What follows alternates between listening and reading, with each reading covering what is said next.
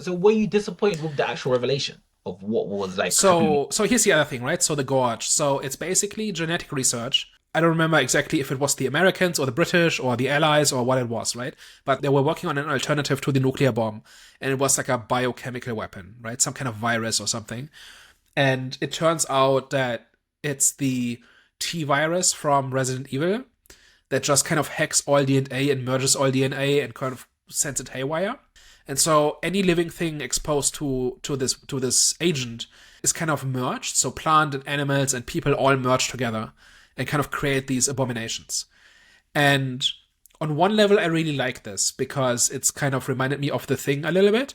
Because every scene, like there wasn't just one creature.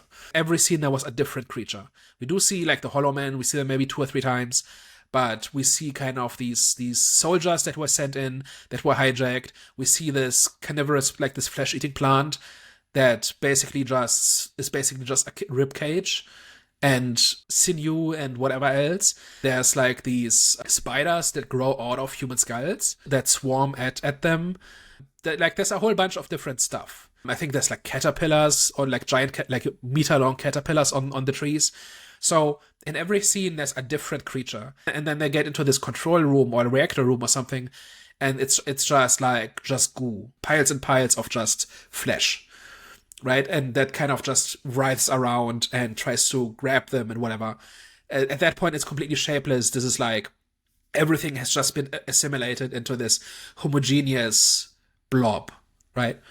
And just as a monster, as a creature feature, as the monster design, I quite like those. I'm comparing it to The Thing, but it's obviously not as great a movie as that, and the effects are not as good.